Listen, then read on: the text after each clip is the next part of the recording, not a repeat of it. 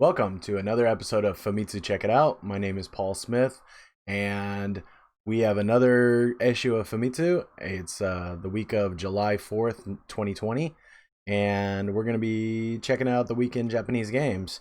This issue is pretty thick, if you can see. I have huge fingers, and it's almost the width of one of my index fingers. So, yeah, we're going to have a lot to talk about, but I kind of want to keep this episode a little bit short. My wife and son just went out for a walk, so I got to get his dinner ready after I'm done with this. So, all right, on the cover here, we have a game called Megido 72. I'm not really sure what Megido 72 is, or Nanajuni, whatever it's going to be called. Yeah, so yeah, we'll find out once we check out this issue. We got a huge look at a game here. What? Yeah.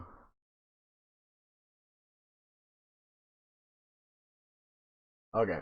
So that was part of the problem, is that yeah, my second camera is jacked. So I think we're gonna have to just kill that.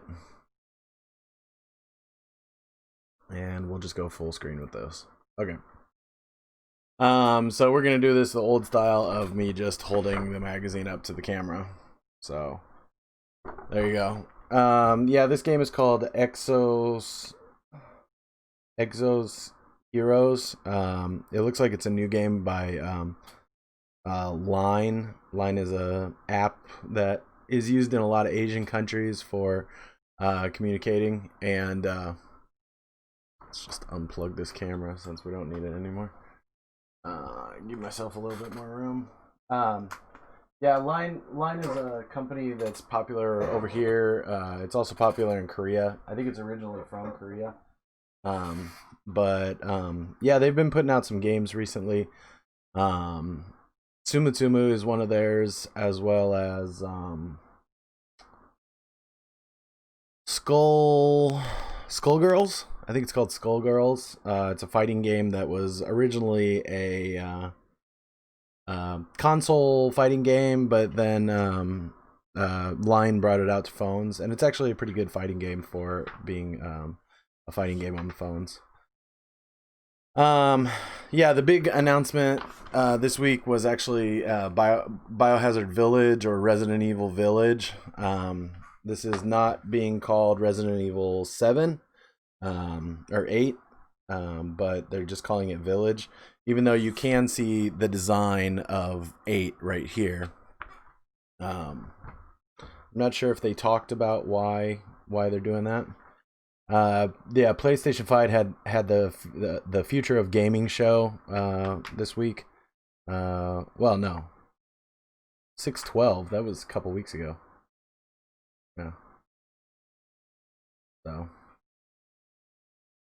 why am I only remembering this being announced this week, though? I don't know. So yeah, we got some pictures from inside that game here. They're not really coming up in the camera very well, but yeah, dark survival horror. Capcom's been hitting it out of the park with Resident Evil games recently. Resident Evil 2 remake was really good. The sales from it were also really good. So yeah, people seem to really like that, and I watched a playthrough of that, and it looked like something that I would love to go back to. I played the original one on original PlayStation, and I think to this day it's still the only Resident Evil that I've finished completely, if I want to say that. I'm trying to remember if I've beaten the second one completely. Or I mean the first one completely. I think I have. Yeah, no, I have. I beat it completely just a couple of months ago. So, yeah, I know that I've completed it myself.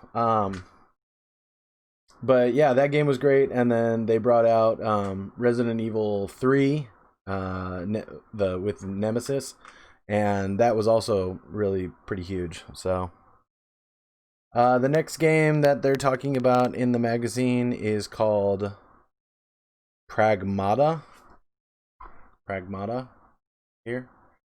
Yeah, I'm not really sure about this game. Yeah, it looks like another Capcom game.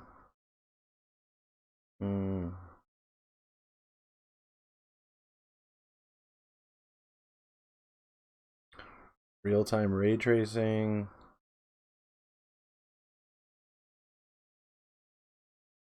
Dystopian game.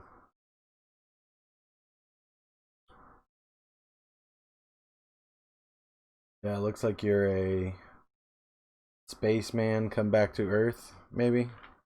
Something like that. The next game that they have in here is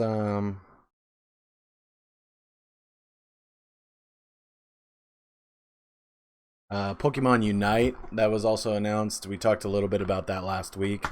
I'm pretty interested in this. I have an article that I'm working on right now talking about this, and my feelings about the Pokemon Company bringing out a MOBA game now, when kind of MOBA games have not been really popular.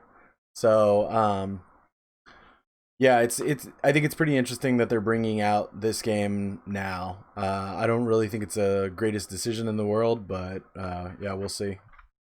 Next game that's coming is Data Live. Yeah, so it's called Data Live. Um, it's definitely doing a play on words here. It seems like they're going with the play on words of like data being live, but then they're also going with like going on a date and then live, so like a live person maybe, or a live thing. Yeah, this looks like it's probably a visual novel of some sort. Let's see what the developer is. Compile Heart. I think that they make visual novel games. So yeah, this definitely looks like basically anime in video game form.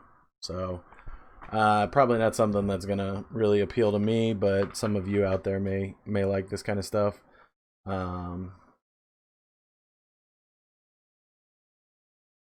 What is this? Data Bullet?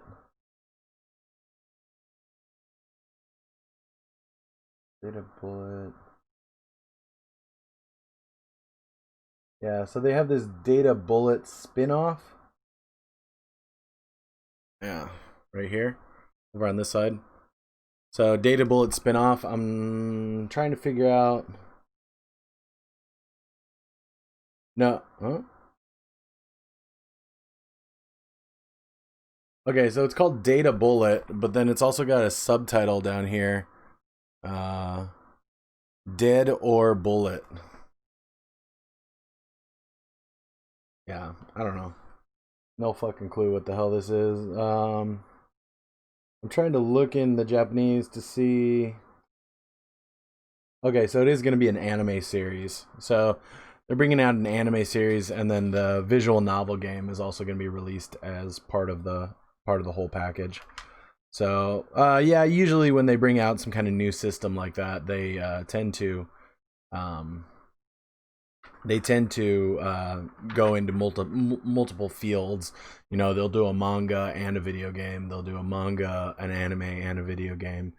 Yeah, usually that's kind of how they like to do a what do you call it? A wide push with many different options for people. So the next thing we're going to go into is the weekly top 30 here. The number one is Animal Crossing. Number two is Clubhouse 51 Games. In this picture, I'm seeing classic Mahjong, and I only thought that this game came with Shanghai Mahjong, basically Mahjong Solitaire. It's the one that many of you probably grew up just like me playing on PC or anything, and thinking that that's what Mahjong was, is just like clicking on the tiles to make them disappear until the whole board is cleared. But this is actually like real Mahjong, the way Mahjong is played. And I've always wanted to learn Mahjong, but I've never found anything that kept me interested enough to keep trying to play it. So, yeah, if the if the English version of this game comes with Mahjong and maybe like some kind of tutorial, I might think about picking it up. It is a discounted title. It's only 40 bucks, I think. The next one on the list is number 3 here, Ring Fit Adventure. Number 4 down here is Mario Kart 8 Deluxe. And then number 5 over here is Splatoon 2. So, yeah, there's some older games that are still in the top 5 that have gained some traction recently. So that's kind of cool. And then over here, number 6 is Xenoblade Definitive Edition, Minecraft, Pokemon Sword and Shield, Smash Brothers, and then Super Mario Party. Looking at the rest of the games from 11 to 30, the only interesting ones I'm really seeing are number 11 is Last of Us Remastered PlayStation Hits. We talked about this last week. I've been playing through The Last of Us finally, and definitely gotten a groove into it, and want to polish off that game hopefully today sometime. Maybe when my son goes down for a nap, I can put a couple hours into it. Yeah, the other thing is yeah, a bunch of these PlayStation Hits games have come back into the top 30. We see here Gran Turismo Esport, or Gran Turismo Sport,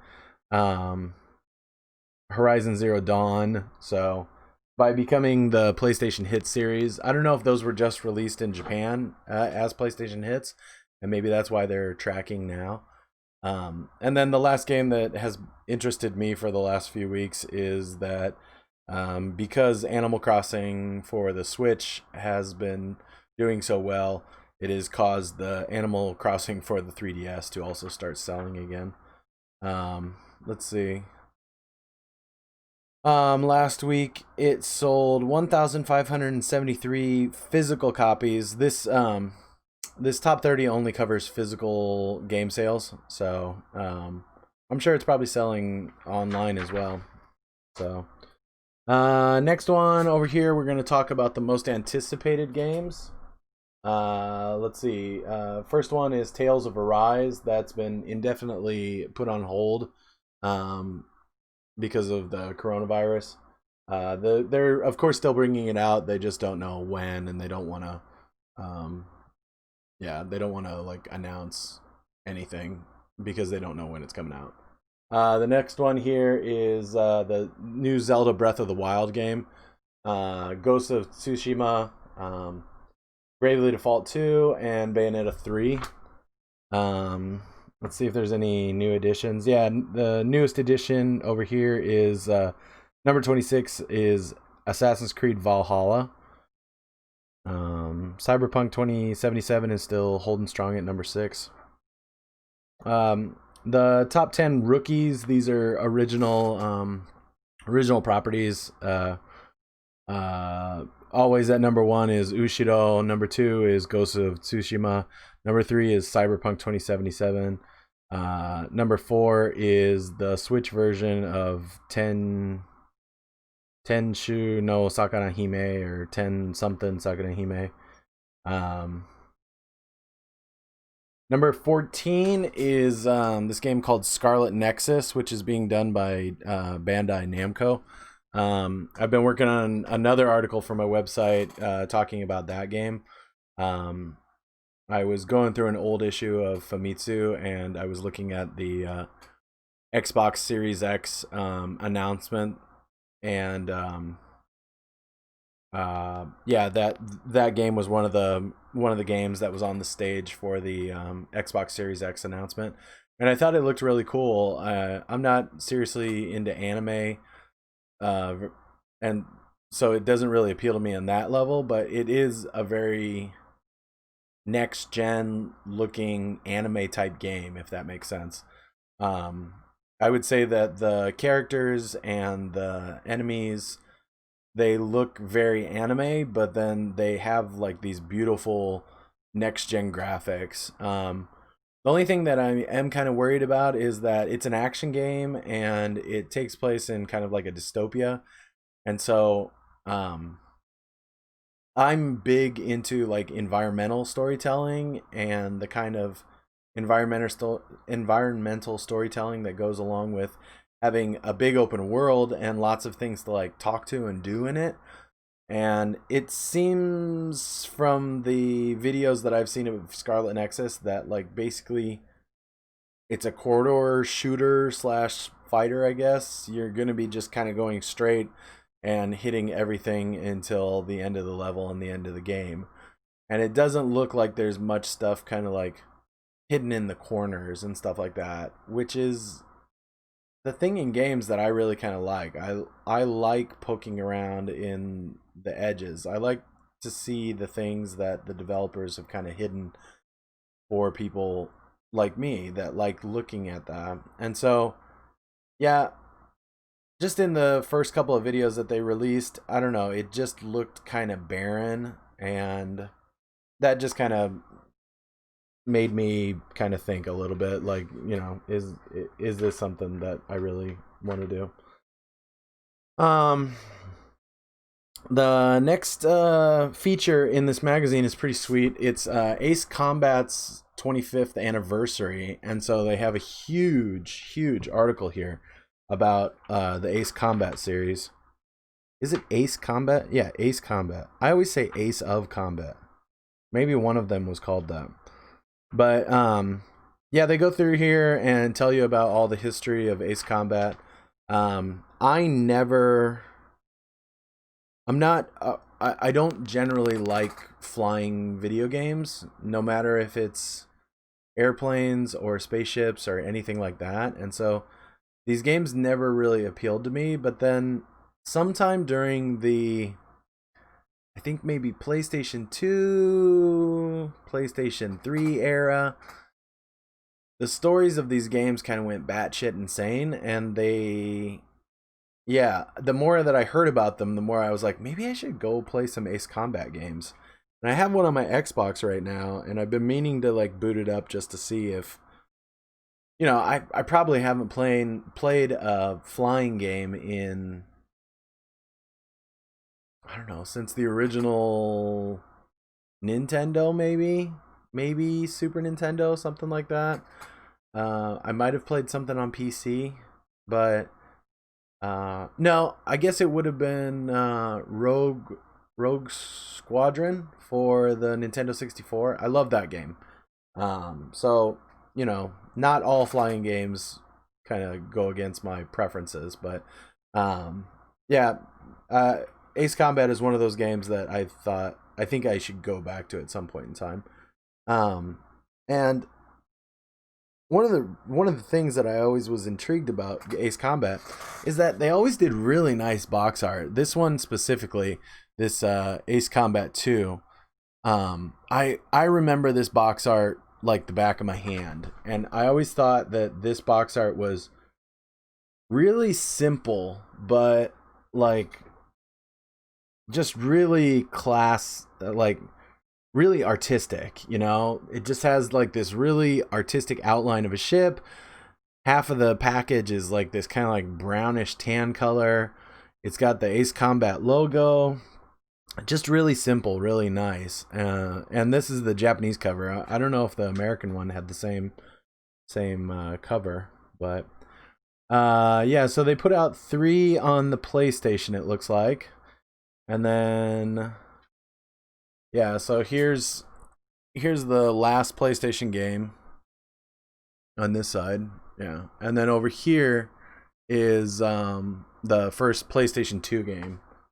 So, and I remember that's another box that I remember like the back of my hand. That was when I was working at Blockbuster, and I remember that game and buying my PlayStation 2, and that must have been a launch or very near launch game. It looks like September 13th, 2001. I think that's a launch game. So, yeah, that was a box that was sitting on the shelf of my Blockbuster, or every Blockbuster that I worked in for quite a while. And I just remember it.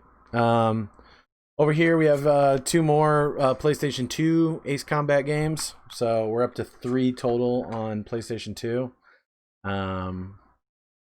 Over here we have a PSP Ace of Combat game, and then a Xbox 360 one over here. I guess, yeah, they did kind of jump ship to Xbox. Yeah. And then what do we got over here? PlayStation 3 and Xbox 360. This is called Assault Horizon. So, and I think this is around the time where it starts to go kind of really crazy. Over here we have 2 versions of Ace Combat that came out on the 3DS, Cross Rumble and Cross Rumble Plus. I'm not really sure what the difference is there. What do we have? PlayStation 3. Okay, so we're back on PlayStation 3, and we have Ace Combat Infinity. And then I had no idea about this one, but there was a Wii Ace of Combat game over here called Innocent Aces. Sky Kurora. Skycrawler, Innocent Aces. Okay. The Skycrawlers. Huh. So it doesn't actually have the Ace Combat name on it, but it's here with the rest of these games. So here's Ace Combat 7, which came out for the PlayStation 4. So now we're in the current gen. Looks like they had a VR mode in that. And then the next page is just they're starting the interviews with people that have worked on the series. And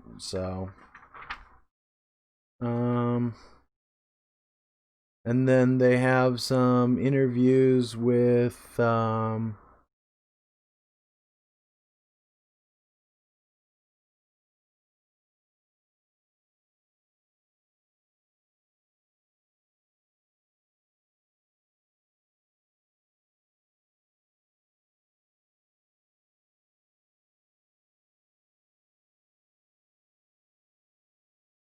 what is this?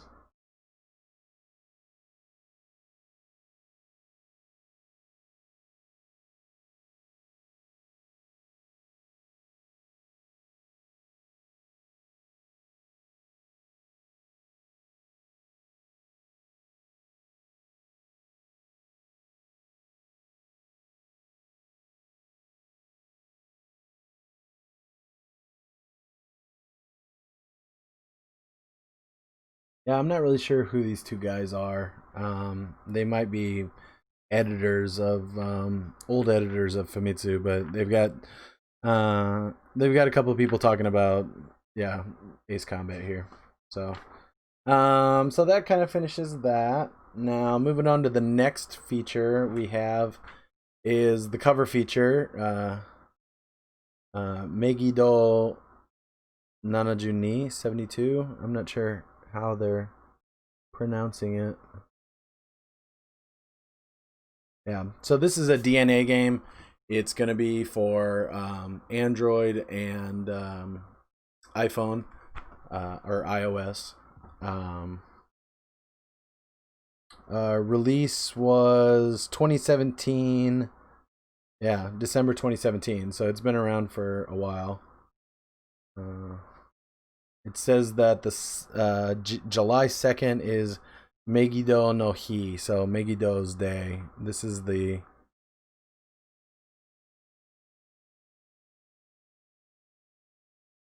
some kind of anniversary for 2020. I'm not really sure because it came out in December, so I don't know what July anniversary has to do with anything.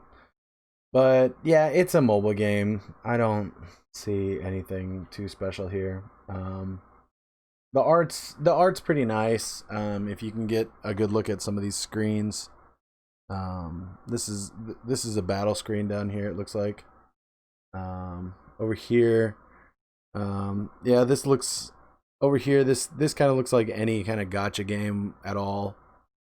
Um, you're gonna be uh you're gonna be drawing new characters or whatever. So yeah, this doesn't look like anything that really appeals to me at all. Um, yeah. So it does have a storyline. It says I'm looking through here and like they have like chapter 7, chapter 8. Um, yeah. Here's some art from the game. Japanese artists do a good job, and yeah, this art looks nice, but as I said, I don't think this is a game that is gonna call to me in any way. Yeah, we've got more art, tons and tons of art. Um, and it looks like at least some of this art is, yeah, it looks like all of this art is done by the company. They've all got DNA stamped on it. So official art that was released for followers and stuff like that. Thank you for 20,000 followers. Thank you for 30,000 followers. 50, 60, 72. Yeah. So yeah, and then like a lot of the features that they do in Famitsu, they have done surveys with the audience here. So in the next few pages, they're going over different things like who's your favorite character and what's your favorite spell and what's your favorite storyline and blah blah blah. Yeah, Q&A section. Some dude doing a T pose. More questions and answers. Yeah, this is like 30 or 40 pages, so it must be a pretty popular game in Japan. The next thing that that Famitsu is going into here is Iron Man VR. I don't really follow VR that much, but I think Iron Man VR is the one game that I've heard something about, and I think it's also probably one of the most anticipated games in VR that has been on people's radar for a while. It looks like this is only coming out for PlayStation VR, which is kind of interesting. It is a regularly priced game. Well, I guess it's a little cheaper. It's $50. It looks like. Yeah, it looks like they're doing a set as well, at least in Japan. You get, what is it?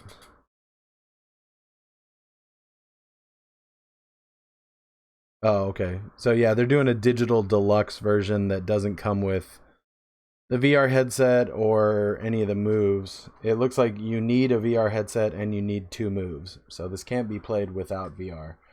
One thing that I I think it's interesting about this is that the developer is Camouflage, um, and Camouflage is headed by Ryan Payton. Ryan Payton, is that right? I think it's Ryan Payton, who worked on the some of the PlayStation 2 Metal Gear Solid games. Um, he was working with Kojima at Konami during that time, and then he spun off his own studio. think during the PlayStation 3 era. I'm not sure if he worked on that first PlayStation 3. Was there more than one for the PlayStation 3? I can't remember. I'm not sure if he worked on that first Metal Gear for PlayStation 3, but I know that he did spin off during that generation and then came out with uh, a game called, was the game called Camouflage too? I can't remember, but yeah, he brought out a game that, yeah, I always thought looked cool, but I never actually played. I think it's a very much story based game, uh, spies and stuff like that. So, but yeah, I thought that they were a pretty interesting team for such a big project. They've only had that one game, and then yeah, so they don't seem to me to be very tested. Um, if I could get on my phone, I would look up what that game is called. Um, is it Camouflage the name of the game? Whatever. But the screens look pretty cool. I've always been interested in the PlayStation VR more than the other ones.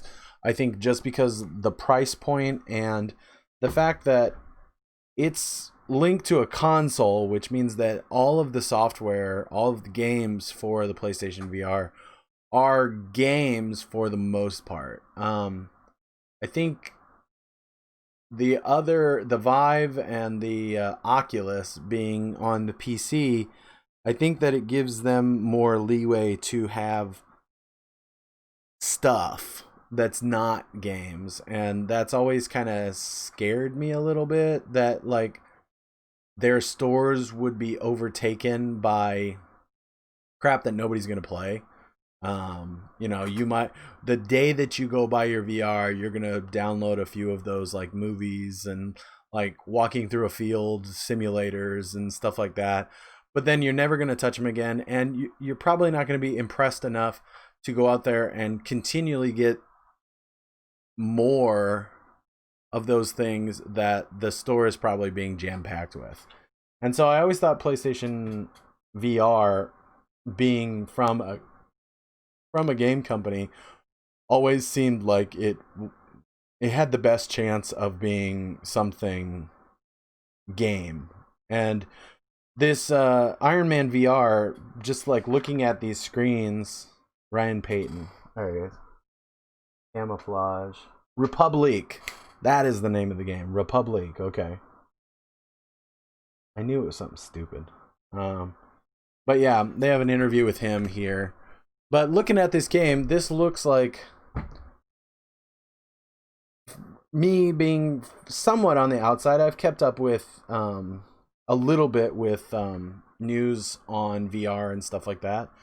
But this seems like the one of the first games that could only be done in VR, because it's only being done in VR, and is a good sound experience. And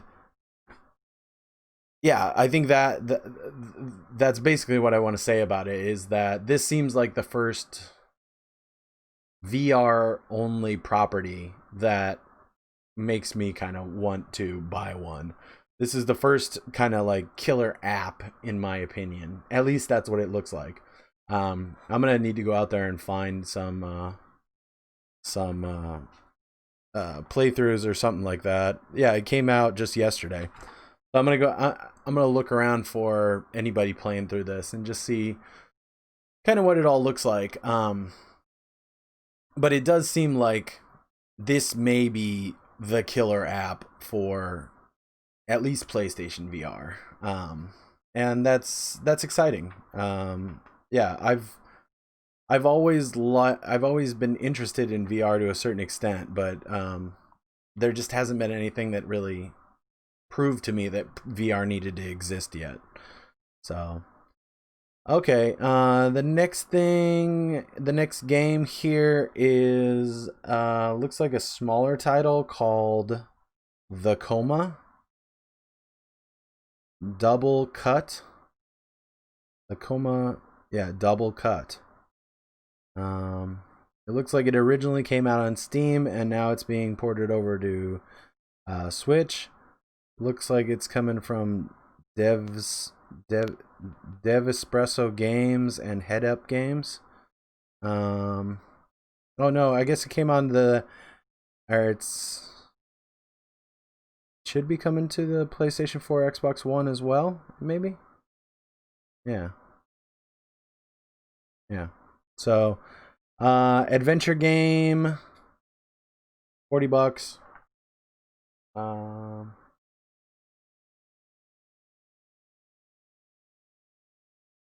yeah. So, here is what it kind of looks like. It probably will be done in English first. This is just the Japanese, uh, version of it. Looks like it is European because I am seeing that the copyright for Head Up has a GmbH, which tells me that it's German or just European. I'm not really sure. But yeah, coming out of Europe. Looks kind of cool. What else do we got in here? We're at 36 minutes. So, the indie spotlight of this week is a game called Space Haven. This looks really cool. I got super sucked into what is it called? I'm looking it up right now. FTL. And this is kind of giving me serious FTL vibes. And who is it done by? Bug Bite Limited. I've heard that name before. Why do I know Bug Bite? What have they done? I don't know. I'll have to look it up. Does it say here? Simulation game.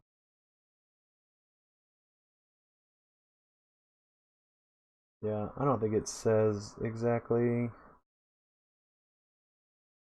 Yeah, it's all just talking about this game. But yeah, this looks like a pretty cool little simulation game. I might check it out. I love these little indie corners because it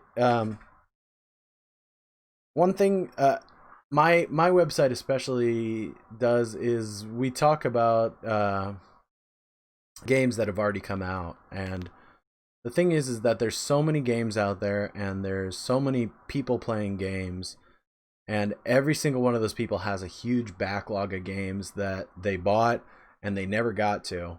And I think it's important to go back and check out these games, you know.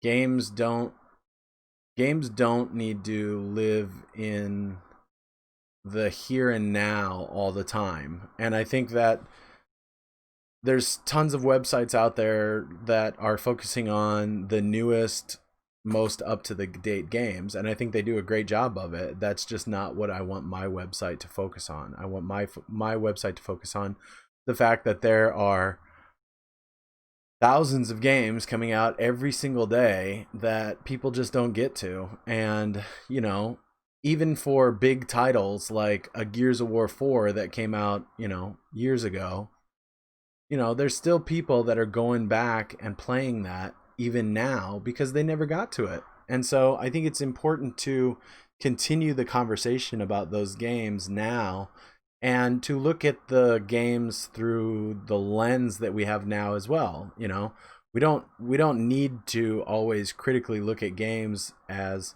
oh, this was a thing of its time. Well, that's true. We all know that. That's why people talked about it back then. But what do people think about it right now? So I think it's important that we're continually talking about old games. And yeah, I like that Famitsu does this indie corner kind of thing where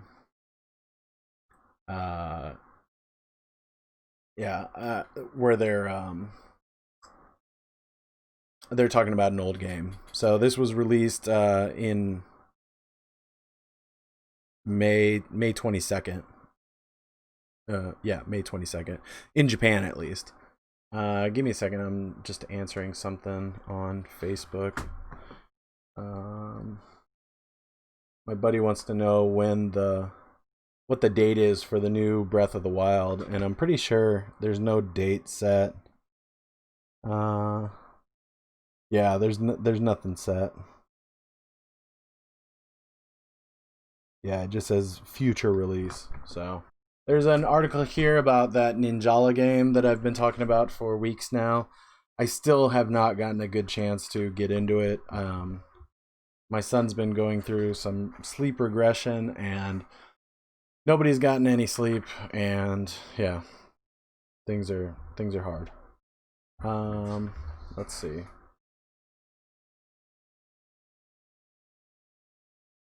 Over here we have the cross reviews. So what is it? There's a game called BDSM, Big Drunk Satanic Massacre.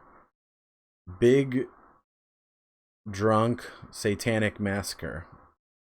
Coming out on Switch and PlayStation 4. It got alright reviews. Here it is right here. We got 3 sevens and an 8.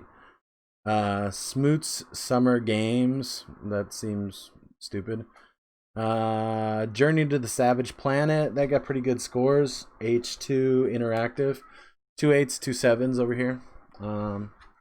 Power Pro Baseball got a Platinum Award. 9s all the way down. Yeah. A game called Overpass. I'm not really sure what that is. Got 7s. So yeah, I think that takes us through games. Yeah, the back of the book has information about the industry. I found this kind of interesting. I will talk about this for a second. So this is a look at Hamster Games, and Hamster Games was won a Guinness Book of World record for being the most consecutive weeks to release a video game on the Nintendo eShop, 131 weeks solid. So, yeah, Hamster, what they do is they mainly port old games to the Switch and PlayStation 4 and other consoles. They might do Xbox as well. I'm not really 100% sure, but yeah. So they port a lot of old games to be playable on new consoles. So that's kind of why they're able to do that. I think that it's interesting because they're winning this award on Nintendo's console, but they are taking old Nintendo games and a lot of arcade games and stuff like that, getting the licenses and then putting them out on Nintendo's own system. While Nintendo, on the other hand, has their Nintendo and Super Nintendo emulator things for Nintendo Online users, and they can't be bothered to put a game out once every 2 to 3 months. So yeah, I think it's kind of a sore spot. I would see it as a sore spot for Nintendo that this other company is putting this stuff out. So here we are. We got our snacks. Let's see.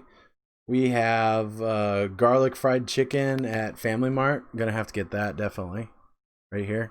Over here we have melon hollow from Mini Stop. So this is gonna be ice cream and chunked up pieces of melon. It actually looks really good. Down here we have so mochi mugi. So I think it's like barley. Puchi puchi bacon and mame tomato soup. So we have bacon and beans tomato soup with some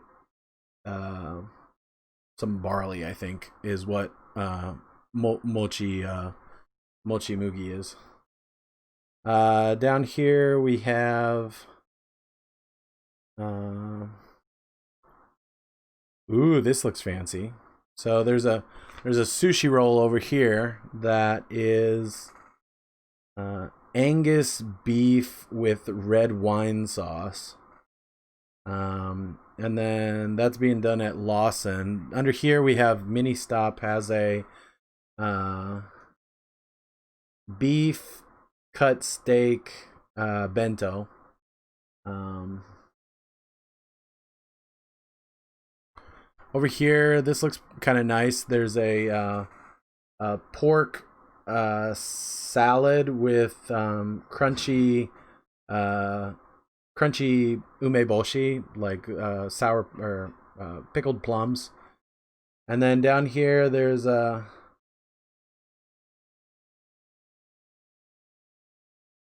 this seems like it's supposed to be like a light thing. It's fried pork cutlets with curry and a salad.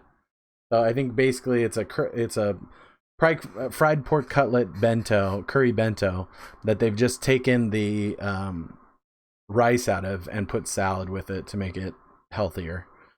Um, and down here we have a beef yakisoba that looks pretty good.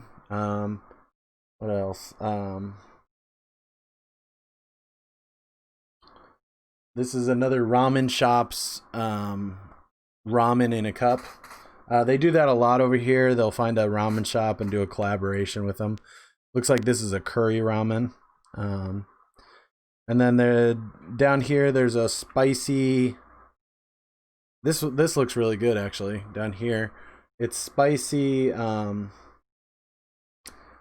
yuzu shio ramen. So yuzu is a kind of citrus, and shio is salt. So salted. So yuzu shio is this kind of stuff that they use a lot. That's it's usually part of like meat dishes and stuff like that, but it's kind of just put on the side as like a little bit of a garnish, or you can put it on top of it. And it's very peppery, very salty, and then it's also got this like sour, lemony kind of yuzu taste to it, and it's really, really good. And so they're adding that in with some spicy kind of like cayenne pepper soup for this ramen. So it looks that looks really nice. Over here, I think we've talked about this before. The karamucho. They are a kind of chip that uses. They say spicy. It's not really the spiciest hot chili in the world, but what they've done here is they've made their original recipe spiciness 3.5 times more spicy, is what they say. So I might challenge that. Down here we have kettle chips that are beef tongue with salt and lemon flavored. Sounds interesting. And then the last one is a salt and lemon pritz. So they're kind of like pretzels, but they're not really like pretzels in my opinion. They're just kind of crackers that are in stick form. So that is this week's episode of Famitsu Check It Out. That's the magazine. There was a lot in that magazine. I'm definitely going to go back and read through the Ace of Combat feature that was in there, since I don't really have that much knowledge of those games. I'd like to learn more about them. So yeah, that'll do us for today. We are coming in at 50 minutes right now for our stream. A little longer than I wanted to go, but yeah, I think we had a pretty good episode. Yeah, follow me. Go to my website, owrgames.com. Follow me on social media. You can like my page on Facebook, OWR Games there. And then check me out on Twitter. Follow my Twitter. You can do that at OWR Games, and then my personal Twitter is SOPACHUCO13, SOPachuco13. And then definitely check out my YouTube and follow me there. That's where I'll put the archive to this video, and that's where I put all of my videos. I have a couple of video game reviews that I'm working on right now. that I'd like to get done in time for summer, probably. And what else am I missing? Yeah, you can check out my videos on OWR underscore games on Twitch. That's where I've been focusing some of my streaming, just because Mixer has died. I also do a little bit of live streaming at YouTube as well, so you can check that out. But I think for the most part, I'm probably gonna end up choosing Twitch as my platform of choice. But it's still a little bit in there, so follow me on both. Twice the fun. Yeah, so once again, my name is Paul Smith. My website is OWR Games. That's one word review games. And we're going to be back next week with another episode of Famitsu Check It Out. We should hopefully be back to Friday schedule, hopefully. And yeah, I'll try to get this video up maybe tomorrow. So thanks for joining me, and have a good week. Enjoy your 4th of July if you celebrate that.